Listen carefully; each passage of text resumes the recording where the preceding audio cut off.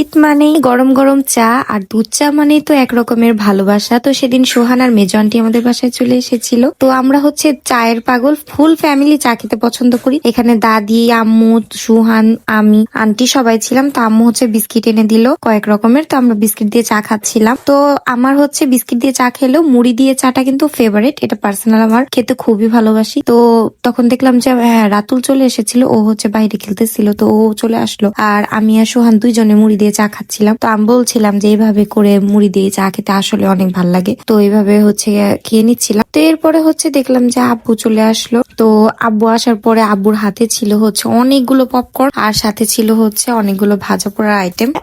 আব্বু অনেকগুলো পপকর্ন নিয়ে এসেছিল। আমি যেহেতু এই মানে এটা হচ্ছে নোনতা পপকর্ন, একটা হচ্ছে মিষ্টি পপকর্ন থাকে, তো এগুলো খেতে পছন্দ করি, এগুলো নিয়ে এসেছিল। আর সাথে হচ্ছে ছোট ছোট গুড়ের যে জিলিপি থাকে, ওই গুড়ের জিলিপি নিয়ে এসেছিল, সাথে ছোট ছোট পেঁয়াজও ছিল।